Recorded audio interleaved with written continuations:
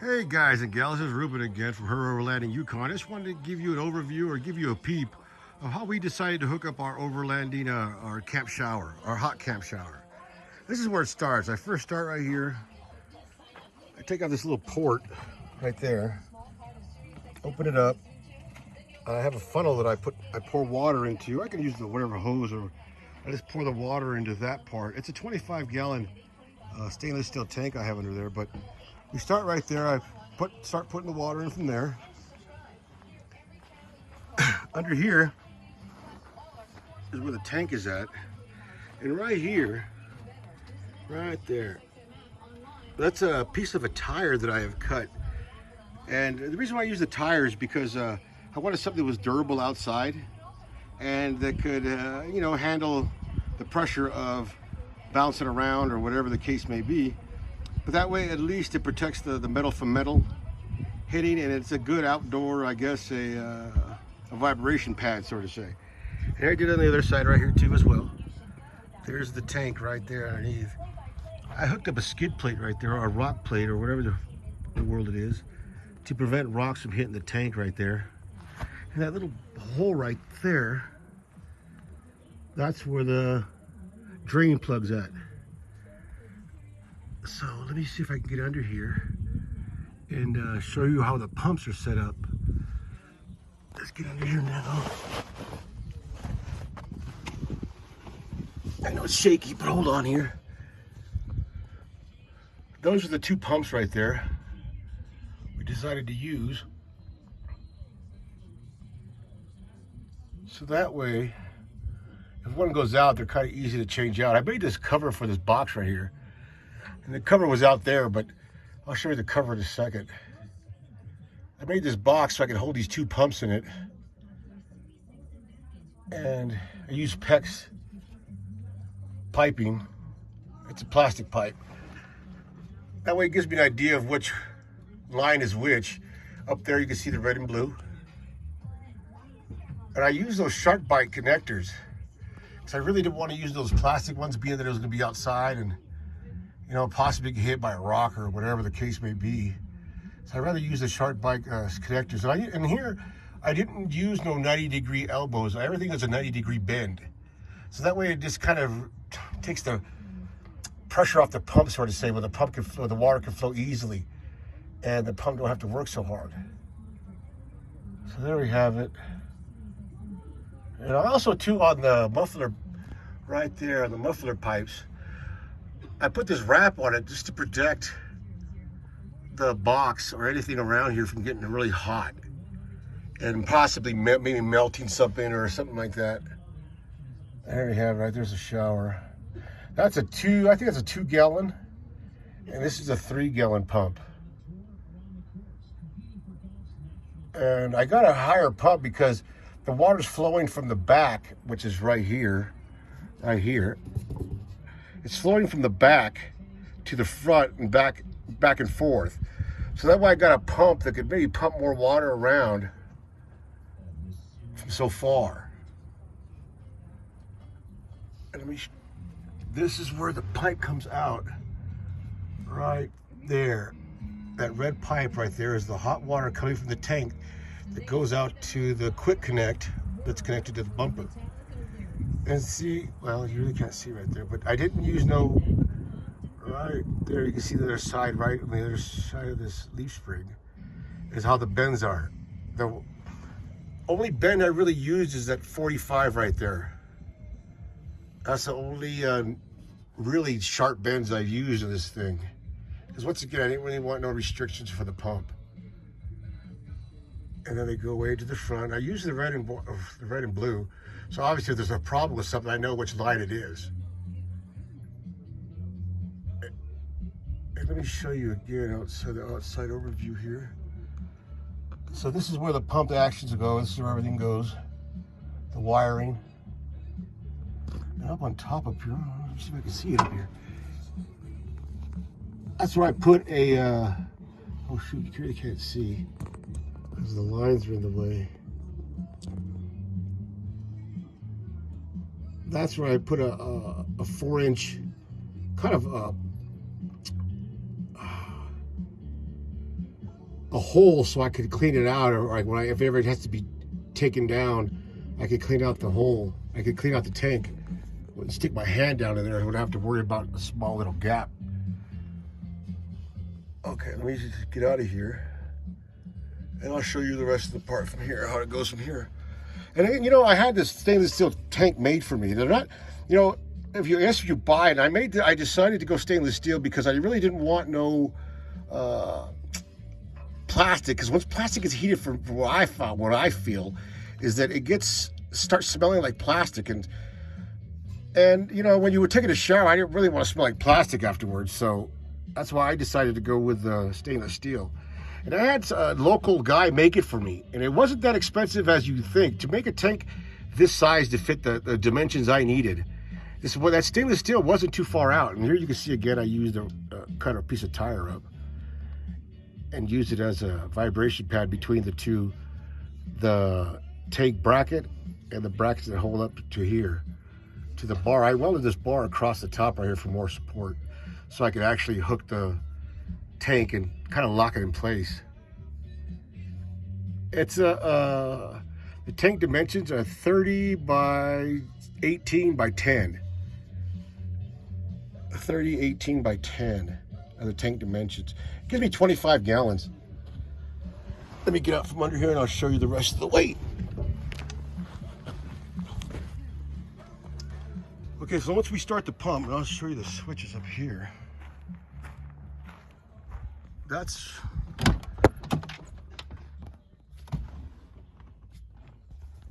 where we start. The water pump is for the pumping from the tank to the heat exchanger back to the tank.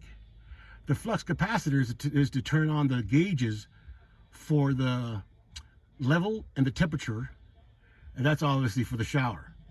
To start the shower pump, to pump it from the tank to the shower itself. And here's the gauges.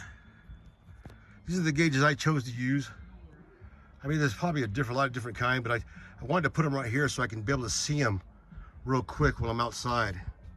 Or if I'm driving, I can start the pump, the heat exchanging pump, as I'm driving.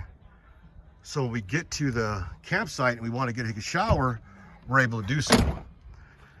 Here in the front, in the engine bay, there's the heat exchanger. Now I chose to use a Glind, because I like the way they set up their fittings. It's a 1/2-inch fitting on one side and it's 5/8 on the other. And being that the 5/8 fits the hoses already for my heater hose, it just makes it so much more convenient. So whether the plate heat exchangers that are out there, you know, they didn't come with a bracket either, but this Glind did come with a bracket, but I decided to make my own. And underneath it, I put these vibration pads underneath there. Those, you can buy them on Amazon. They kind of look like this right here. I don't know if you can see that little, right there, the little vibration pad. That's what I have too on this is for the air pump. But on this side too, I put the same thing under there just in case it prevents any kind of rattling, or kind of dampens the rattling of anything, just because we're off-roading. But again, with the Glind, I chose it, and you know, kudos to Kevin out there. He's the northern distributor for Glind. That he kind of helped me out on some issues that I had, and he was really helpful with getting back to me. But this is the way we chose it. And then the plate heat exchangers, they wouldn't really work out for us because, you know, it didn't fit what I liked. I didn't like the fact that you had to buy more fittings, and then they're top it off, they're British fittings, they're British thread. So the threads would kind of leak, and you know, why bother through taking a chance of anything leaking when you can just hook it up to one side, and obviously that blue side over there is the cold coming in. The hot right here is where it comes out, and the other hoses are for the heater hose that go to my heater core. And once again, I wrapped the hoses. You really can't tell the hoses because I wrapped them right here, right there. Oh, see it right there, with a heat shield, because it's in the engine bay. And there he goes again. I didn't make no 90-degree elbows. These are all 90-degree bends, and you can really bend this pipe pretty easy when you heat it up a little bit. And so with that, I didn't want to having it in the engine bay and start warping on me. So I put that heat shield on it. The heat shield kind of goes all the way back. And I'm not trying to give these guys a plug because, you know, Glind didn't sponsor anything. I bought it straight from the website like any other person would. But again, I liked it because of that very reason. Less fittings to deal with, the better off. Yeah, they're a little bit more pricey, but you have to compensate with the extra fittings you have to buy and the bracket you have to buy. When this came with just a heat exchanger, I didn't buy the kit. I just bought the heat exchanger itself. And it came with when I needed to hook it up, at least the bracket part. And from here's the heat exchanger. It goes through here and it goes back to the tank. And here we go, back to the back. That's the port to this quick connect right here. I get the hose. Here's the hose. I got two lengths of the stainless steel hose, and I connected them together because, you know, you just don't know where you're going to set up your shower tent on any given campsite. And so here we go. I got this stainless steel fitting quick connect, and the reason why I use stainless steel again, because it works well with water. I hook it up to right here. So I can get it in. It's hard to get in with one hand. Right there. Okay. Just hold it right there. So I put it in right there.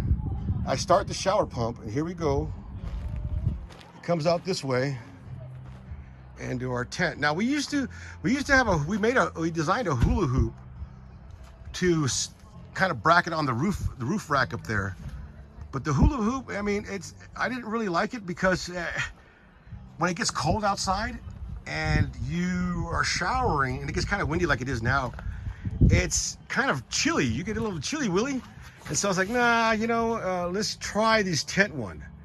So I got the tent shower, and it does block a lot of the wind because we were, like I said, and if I didn't get this tent part, I was going to get the ones that are cubed, those cube ones that come off the side of the truck, and we were going to hook it up on the roof rack up here. But again, I didn't want the wind coming through, and we wanted to try a different option. So I was going to hook it up here with Mr. Cuckoo Cachoo, and I have an extender, the arm that comes out, that the hula hoop with a shower curtain comes down, and it does a purpose. It does block you from people, but then again, the air going through, it was kind of like, nah, I'm good. So we decided to try a different version, and this is why we decided to go with the shower tent.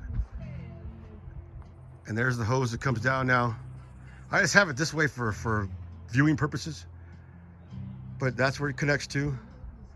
And that hot water does get hot. And here's the plate I was telling you I made for the back, and I marked that on the plate for each line that I have in there, so I don't forget which line goes to which. And also too, on the plate I put this rubber stuff on the outside. It's a automotive rubber seal. It prevents water from getting where the pumps are at, so that way at least if I drive through a creek or something like that, my pumps are going to be totally okay under there. They're not going to be submerged. If they did submerge, it's okay because it's in a watertight or water sealed tank. Not a tank, but a how would you put that? I guess it would be considered a housing, sort of, say, for my pumps. So there you have it. That goes on top. That's the lid for the box back there where the tanks are at. And there we have it. That's our version of an off-road camp shower for the 95, for my Herd 95 GMC Yukon. All right, guys, thanks for watching. If you have any comments or any kind of questions, just go ahead and leave them in the comments area. And if you have any questions on how it's done or anything like that, just go ahead and leave it in the comment area, and I'll for sure get back to you. But again, that's our version. You know, there's a lot of versions out there, and that's it, guys. All right, take care.